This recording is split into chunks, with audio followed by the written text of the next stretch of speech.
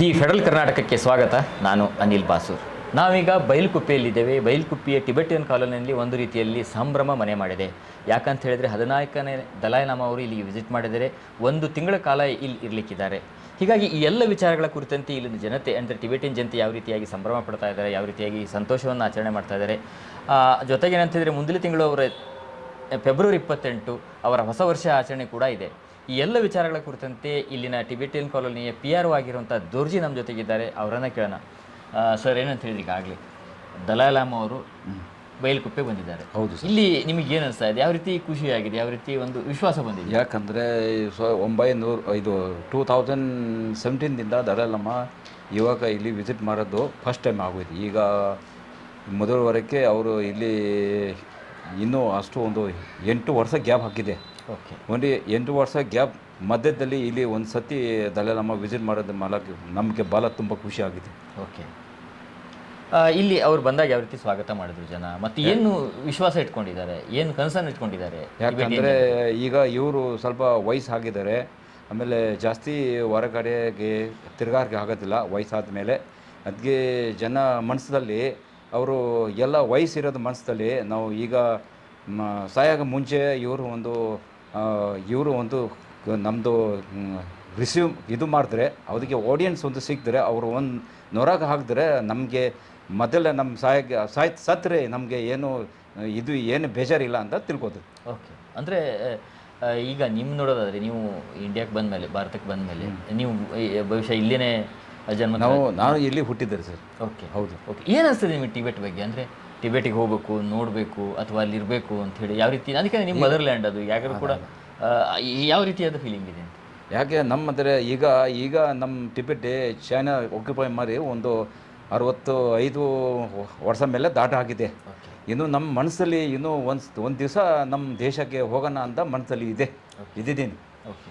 ಅದಕ್ಕೆ ಯಾವ ರೀತಿಯಾಗಿ ಈಗಾಗಲೇ ಏನಂತ ಹೇಳಿದರೆ ನಿಮ್ಮ ಪ್ರಯತ್ನಗಳಿರ್ಬೋದು, ನಿಮ್ಮ ಗುರುಜಿ ದಲೈ ಲಾಮಾ ಅವರ ಪ್ರಯತ್ನಗಳಿರ್ಬೋದು, ಅದು ಯಾವ ರೀತಿ ನಡೀತಾ ಇದೆ? ಮತ್ತು ನಿಮ್ಮ ಯುವಕರಲ್ಲಿ, ನಿಮ್ಮ ಈಗಿರುವಂಥ ಯುವ ಜನತೆಯಲ್ಲಿ ಯಾವ ರೀತಿಯಾಗಿ ಒಂದಿದೆ ಪ್ರಯತ್ನ ಇದೆ ಅಂತ? ಅವರು ಈಗ ಯಂಗ್ಸ್ಟರ್ದಲ್ಲಿ ಈಗ ಎಲ್ಲ ಓದ್ಬಿಟ್ಟು ಏನು ಹೊರ ದೇಶಕ್ಕೆ ಹೋಗ್ಬಿಟ್ಟು ನಮ್ಮ ಟಿಬೆಟ್ಗೆ ವಿಚಾರ ಎಲ್ಲ ಅಲ್ಲಿ ಯಾವ ಕಡೆಯಿಂದ ನಾವು ಇದು ರೇಸ್ ಮಾಡ್ತಗೊಂಡು, ಯಾಕಂದ್ರೆ ನಮ್ಮ ಟಿಬೆಟ್ದಲ್ಲಿ ಹ್ಯೂಮನ್ ರೈಟ್ ಇಲ್ಲ, ಅವರು ನಮ್ಮದು ರಿಲಿಜನ್ಸ್ದು ಎಲ್ಲ ಕಷ್ಟಪಟ್ಟು ಮಾಡ್ತಗೊಂಡು ಸರಿಯಾಗಿ ನೋಡ್ತಾ ಇಲ್ಲ, ನಮಗೆ ಇದು ಇಲ್ಲ, ರೂಲ್ಸ್ ಆಫ್ ಲಾ ಇಲ್ಲ, ಅದಕ್ಕೊಂಡು ಅದೇ ಮಾಡ್ತಾವ್ರೆ. ಓಕೆ. ಈಗ ದಲೈ ಲಾಮಾ ಅವರು ಇಲ್ಲಿ ಎಷ್ಟು ದಿನಗಳ ಕಾಲ ಇರ್ತಾರೆ ಇಲ್ಲಿ ಕ್ಯಾಂಪಲ್ಲಿ? ಬೈಲ್ಕುಪ್ಪೆನಲ್ಲಿ ಈಗ ಸದ್ಯಕ್ಕೆ 1 ತಿಂಗಳು ಇರೋಕ್ಕೆ ಇದೆ. ಓಕೆ. ಇನ್ಮೇಲೆ ಇಷ್ಟು ಇರ್ಬೋದು ಅಂತ ನಮಗೆ ಯಾವುದು ಇದಿಲ್ಲ, ಮಾಹಿತಿ ಇಲ್ಲ. ಓಕೆ.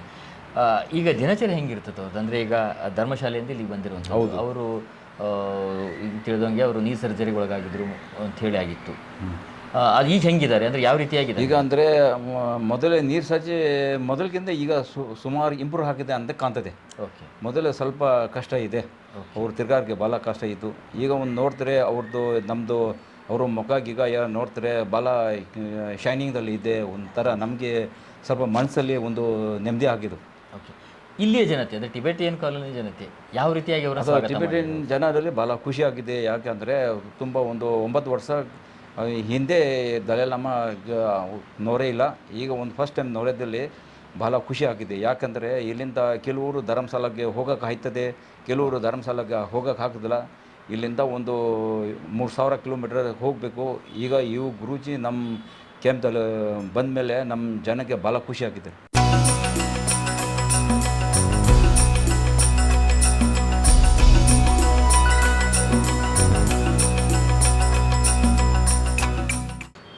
ಇಲ್ಲಿನ ಜನತೆ ಯಾವ ರೀತಿಯಾಗಿ ಜೀವನ ಮಾಡುವಂಥದ್ದು, ಅಂದರೆ ಇಲ್ಲಿ ನೀವು ಬೇರೆ ಬೇರೆ ಕೆಲಸ ಮಾಡುವಂಥದ್ದು ಯಾವ ರೀತಿಯಾಗಿ? ಮೊದಲೇ ನಾವು ಇಲ್ಲಿ 1960 SP ನಾವು ಇಲ್ಲಿ ನಮ್ಮ ತಾಯಿ ತಂದೆಗಳು ಇಲ್ಲಿ ಬರೋ ಟೈಮ್ನಲ್ಲಿ ಇದು ಎಲ್ಲ ತುಂಬ ಕಾಡಿದ್ದು. ಆಗ ಕಾಡು ಇರೋ ಟೈಮ್ದಲ್ಲಿ ಆನ ಪ್ರಾಣಗಳು ಎಲ್ಲ ಇಲ್ಲಿ ತಿರುಗಾಡ್ತಾ ಇದೆ. ಈಗ ಮತ್ತು ಇಷ್ಟಿಂದ ಸ್ವಲ್ಪ ಜಾಗಕ್ಕೆ ತಿರುಗಾಡಕ್ಕೆ ಆಗೋದಿಲ್ಲ. ಅದಕ್ಕೆ ಇದು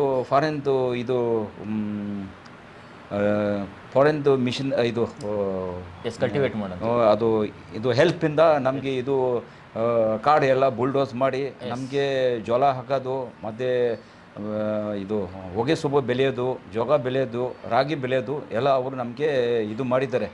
ನಮ್ಮ ಟಿಬೆಟ್ದಲ್ಲಿ ಜೋಳಗಳು ಬೆಳೆಗಿಲ್ಲ, ನಾವು ವ್ಯವಸಾಯ ಮಾಡ್ತಾ ಇದ್ದಾರೆ. ಅದು ವ್ಯವಸಾಯದಲ್ಲಿ ಜಾಸ್ತಿ ಎಲ್ಲ ಏನಂದರೆ ವೀಟ್ ಮತ್ತು ಬಾರ್ಲಿ ಅದೇ ಎಲ್ಲ ಮಾಡ್ತಾವ್ರೆ. ಓಕೆ, ಟಿಬೆಟ್ನಲ್ಲಿ ವೀಟ್ ಮತ್ತು ಬಾರ್ಲಿ ಬೆಳೀತಾ ಇದೆ. ಹೌದು. ಇಲ್ಲಿ ಅಂದರೆ ಯಾಕೆ ಅಂದರೆ ಕ್ರಾಪ್ ಪ್ಯಾಟರ್ನ್ ಅದು ವೆರೈಟಿ ಬೇರೆ. ಯಾಕೆಂದರೆ ಇಲ್ಲಿ ನಮ್ಮ ಟಿಬೆಟ್ದಲ್ಲಿ ಕ್ಲೈಮೇಟ್ ಭಾಳ ಕೋಲ್ಡ್ ಇರ್ತಾರೆ. ಒಂದು ಟೈಮ್ದಲ್ಲಿ -14 ಹೋಯ್ತದೆ ವಿಂಟರ್ದಲ್ಲಿ. ಆಮೇಲೆ ಈ ಥರದ ಕ್ಲೈಮೇಟ್ದಲ್ಲಿ ಆ ಬೆಲೆ ಎಲ್ಲ ಅಲ್ಲಿ ಸೂಟ್ ಆಗಲ್ಲ. ಇಲ್ಲಿ ಈಗಂದರೆ ನೀವು ಜೋಳ ಮತ್ತು ರಾಗಿ ಮತ್ತು ಹೊಗೆ ಸೊಪ್ಪು ಮೊದಲೇ. ಈಗ ಏನಾಯ್ತಂದರೆ ಸ್ವಲ್ಪ ಚೇಂಜ್ ಆಗಿದೆ ಈಗ. ಯಾಕಂದರೆ ಇದು ಜೋಳ ಮತ್ತು ಇದು ರಾಗಿ ಎಲ್ಲ ಅದು ಎಲ್ಲ ಪ್ರಾಫಿಟ್ ಅಷ್ಟೇ ಇಲ್ಲ. ಯಾಕೆಂದರೆ ಕಾಸ್ಟ್ ಆಫ್ ದ ಲೇಬರ್ ಭಾಳ ಹೈ ಹಾಕ್ಬಿಟ್ಟು ಅದಕ್ಕೆ ಜನ ಎಲ್ಲ ಇದು ಟೊಬ್ಯಾಕೋ ಮತ್ತು ಇದು ಜಿಂಜರ್ ಕಲ್ಟಿವೇಷನ್ಗೆ ಹೋಯ್ತಾ ಉಂಟು. ಕೆಲವರು ಸ್ವಲ್ಪ ಪ್ಲಾಂಟೇಶನಲ್ಲಿ ಹೋಯ್ತಾವ್ರೆ, ಕಾಫಿ ಮತ್ತು ಮೆಣಸು ಎಲ್ಲ ಬೆಳೀತಾರೆ, ಅದನ್ನೆಲ್ಲ ಬೆಳೀತಾರೆ. ಹೌದು. ಆದರೆ ಇಲ್ಲಿ ಲ್ಯಾಂಡ್ ಹೆಂಗಿರ್ತದೆ ಅಂದರೆ ಈಗ ಭೂಮಿ ಕೊಟ್ಟಿದ್ದಾರಲ್ಲ, ಅದು ಭೂಮಿ ಅದನ್ನು ಯಾವ ರೀತಿ ಹಂಚಿಕೆ ಮಾಡ್ತೀರಾ ಅಥವಾ ಏನಿದೆ, ಯಾವ ರೀತಿ ಇದೆ ಅದು? ಅಂದರೆ ಫಸ್ಟ್ ನಾವು ಇಲ್ಲಿ ಬರೋ ಟೈಮ್ನಲ್ಲಿ ನಾವು ಟಿಬೆಟಿಂದ ಬರೋ ಟೈಮ್ನಲ್ಲಿ ಇದೇ ಸೆಟಲ್ಮೆಂಟ್ ಫಸ್ಟ್ ಕೆಮ್ 1961ರಲ್ಲಿ ಎಸ್ಟಾಬ್ಲಿಷ್ ಆಗಿದೆ. ಆ ಟೈಮ್ದಲ್ಲಿ ನಮ್ಮ ಜನಸಂಖ್ಯೆ ಒಂದು 3000 ಜನ ಇದೆ. ಅದೇ ಎಲ್ಲ ಎಲ್ಡರ್ ಪೀಪಲ್. ಅದೇ ಪ್ರಕಾರ ಈ ದೆನ್ ಚೀಫ್ ಮಿನಿಸ್ಟರ್ ನಿಜಲಿಂಗಪ್ಪ ಅವರು ನಮಗೆ ಜಾಗ ಕೊಟ್ಬಿಟ್ಟು ಒಂದು 3000 ಎಕರ್ ಕೊಟ್ಟಿದ್ದಾರೆ. ಆ 3000 ಎಕರ್ದಲ್ಲಿ ಎಲ್ಲಕ್ಕೆ ಎಲ್ಡರ್ಸ್ ಪೀಪಲ್ಗೆ ಒಂದು ಎಕರ್ ಸಿಕ್ಕಿದ್ದಾರೆ. ಅದಕ್ಕೆ ನಮ್ಮ ಕರ್ನಾಟಕ ಸರ್ಕಾರದಿಂದ ನಮಗೆ ಕೊಟ್ಟಿದ್ದು ಟೋಟಲ್ ಒಂದು 4000 ಚಿಲ್ಲರ್ ಕೊಟ್ಟಿದ್ದಾರೆ. ಅದರಲ್ಲಿ ಖರಾಬ್ ಲ್ಯಾಂಡು ಮತ್ತು ಅಗ್ರಿಕಲ್ಚರ್ ಇದು ಕಲ್ಟಿವೇಬಲ್ ಲ್ಯಾಂಡ್ ಅದು ಎಲ್ಲ ತೆಗೆದಾಕ್ಬಿಡ್ತಾರೆ. ನಮಗೆ 3500 ಕಲ್ಟಿವೇಬಲ್ ಲ್ಯಾಂಡ್ ಒಂದು 3537 ಚಿಲ್ಲರೆ ಎಕರ್ ನಮಗೆ ಕೊಟ್ಟಿದ್ದಾರೆ.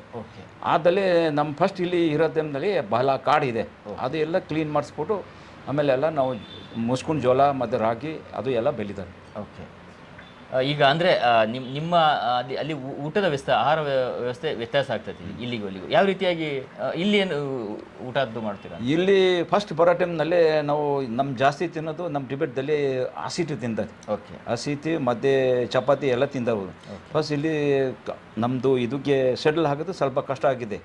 ಇನ್ಮೇಲೆ ಎಲ್ಲ ಈ ಸ್ಟೇಟ್ದು ಊಟಕ್ಕೆ ಅಡಾಪ್ಟ್ ಹಾಕ್ಬಿಟ್ಟು ಈಗ ರಾಗಿ ಮುದ್ದೆ ಮತ್ತೆ ಎಲ್ಲ ನಾವು ತಿಂತಿದ್ವಿ. ಓಕೆ, ಈಗ ನಿಮ್ಗೆ ಏನಂತ ಹೇಳಿದ್ರೆ ಇಲ್ಲಿನ ಯುವ ಜನತೆ ಬೇರೆ ಕಡೆ ಹೋಗ್ತಾ ಇದ್ದಾರೆ, ಇಲ್ಲಿ ಜನಸಂಖ್ಯೆ ಕಡಿಮೆ ಆಗ್ತಾ ಇದೆ ಅಂತ. ಯಾವ ದೇಶಕ್ಕೆ ಹೋಗ್ತಾ ಇದ್ದಾರೆ, ಏನು ಮಾಡ್ತಾ ಇದ್ದಾರೆ ಜೊತೆಗೆ? ಯಾಕಂದರೆ ಈಗ ಮೊದಲೇ ನಮ್ಮ ತಾಯಿ ತಂದೆ ಕಾಲದಲ್ಲಿ ಬರೋದು ಎಲ್ಲ ಈಗ ಈಗ ಸೆಕೆಂಡ್ ಜನರೇಷನ್, ಈಗ ಎಲ್ಲ ಥರ್ಡ್ ಜನರೇಷನ್ ಎಲ್ಲ ನಮ್ಮ ಹಿಸ್ ಹೋಲಿನೆಸ್ ದಲೈ ಲಾಮಾ ಆಶೀರ್ವಾದದಿಂದ ಅವ್ರಿಗೆ ಸ್ಕೂಲ್ ಗ್ರ್ಯಾಜುಯೇಟ್ ಹಾಕ್ಬಿಟ್ಟು ಎಲ್ಲ ಒಳ್ಳೆ ಡಿಗ್ರಿ ತಗೊಂಡು ಆಮೇಲೆ ಎಲ್ಲ ಫಾರಿನ್ದಲ್ಲಿ ಪ್ಲೇಸ್ಮೆಂಟ್ಗೆ ಕೆಲಸ ಹೋಯ್ತಾ ಉಂಟು.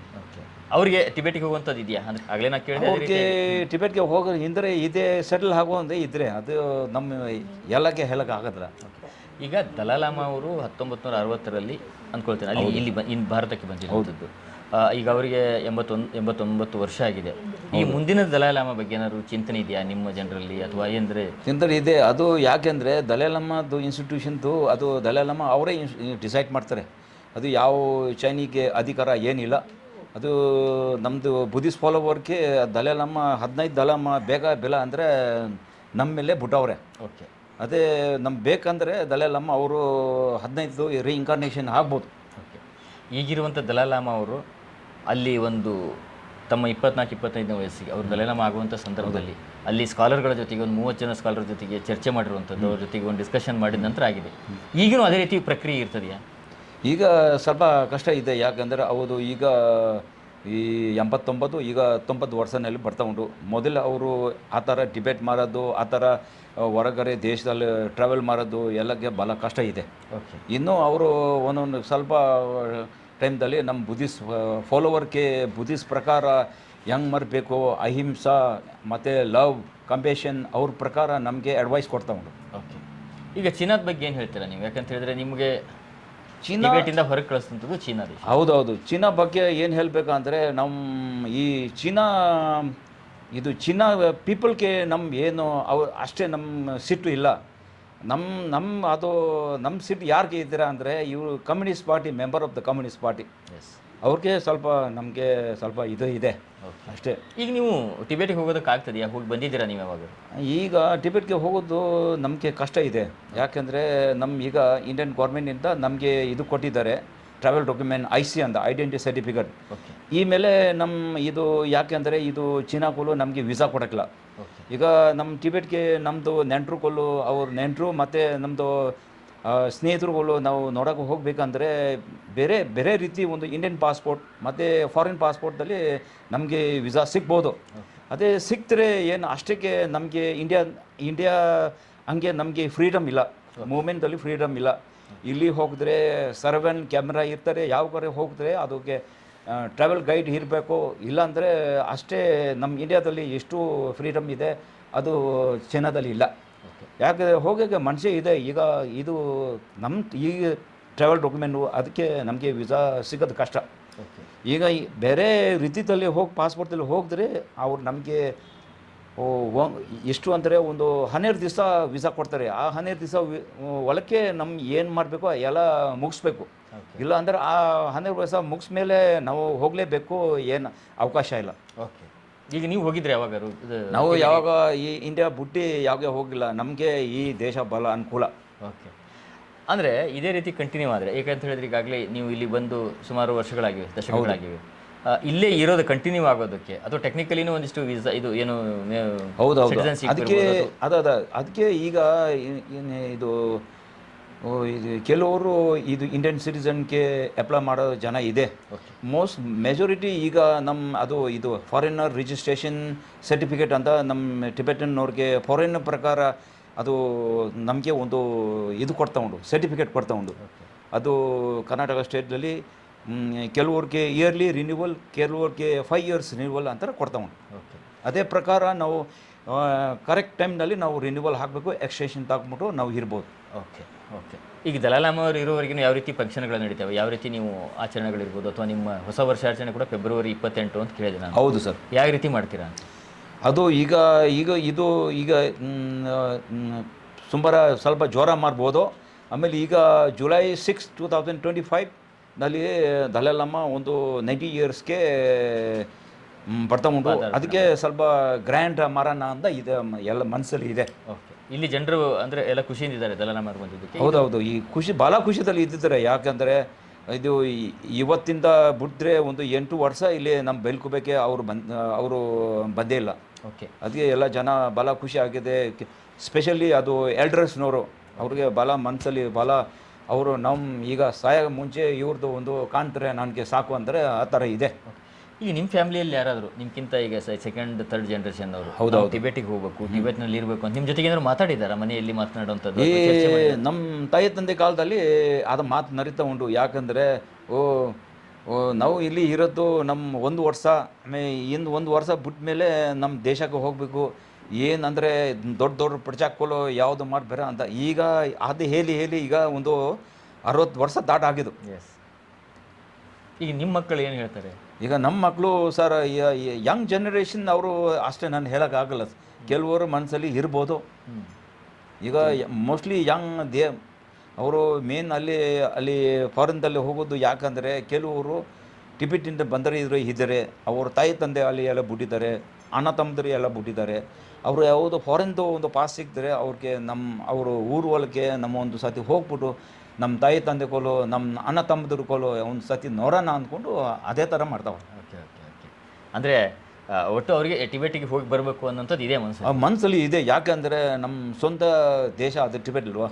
ಓಕೆ, ನಾವು ಹುಟ್ಟಿದ್ದು ಇಂಡಿಯಾದಲ್ಲಿ. ಹೌದು ಹೌದು, ಹಾಗೆ ಇದು ಇಲ್ಲಿನ PR ಆಗಿರುವಂಥ ದೋರ್ಜಿ ಅವರು ಹೇಳುವಂಥ ಮಾತು. ನಮಗೂ ಟಿಬೆಟ್ಗೆ ಹೋಗ್ಬೇಕೆಂಬಂಥ ಮನಸ್ಸಿದೆ, ಜೊತೆಗೆ ನಮ್ಮ ಮಕ್ಕಳಿಗೆ ಕೂಡ ಹೋಗಿ ಬರ್ಬೇಕಂತ ಮನಸ್ಸಿದೆ. ಆದರೆ ಚೀನಾದ ವರ್ತನೆ ಅಥವಾ ಅದು ಏನು ಚೀನಾ ಈಗ ಅಲ್ಲಿ ಆಡಳಿತ ನಡೆಸ್ತಿರೋದ್ರಿಂದ ಅವ್ರಿಗೆ ಹೋಗೋಕ್ಕೆ ಅವಕಾಶ ಆಗಿಲ್ಲ ಅನ್ನೋಂಥದ್ದು ಹೇಳ್ತಾರೆ. ಮತ್ತು ಜೊತೆಗೆ ಏನಂತ ಹೇಳಿದ್ರೆ ದಲೈ ಲಾಮಾ ಅವರು ಇಲ್ಲಿ ಬಂದಿರೋದ್ರಿಂದಾಗಿ ಇಲ್ಲಿನ ಜನತೆ ಸಂಭ್ರಮದಲ್ಲಿದ್ದಾರೆ. ಅದರ ಜೊತೆಗೆ ಮುಂದಿನ ಹಂತದಲ್ಲಿ ಯಾವ ರೀತಿಯಾಗಿ ನಾವು ನಮ್ಮ ದೇಶವನ್ನು ಸ್ವತಂತ್ರ ಮಾಡ್ಕೋಬೇಕು ಎಂಬಂಥ ಚಿಂತನೆ ಕೂಡ ಇವರಲ್ಲಿದೆ. ಕ್ಯಾಮ್ರಾ ಪರ್ಸನ್ ಕೀರ್ತಿಕ್ ಜೊತೆ ಅನಿಲ್ ಬಾಸೂರ್, ದಿ ಫೆಡರಲ್ ಕರ್ನಾಟಕ, ಬೈಲ್ಕುಪ್ಪೆ. ಹೆಚ್ಚಿನ ಸುದ್ದಿ ಅಪ್ಡೇಟ್ಗೆ ಈಗಲೇ ದ ಫೆಡರಲ್ ಕರ್ನಾಟಕ ಯೂಟ್ಯೂಬ್ ಪೇಜನ್ನು ಸಬ್ಸ್ಕ್ರೈಬ್ ಮಾಡಿ.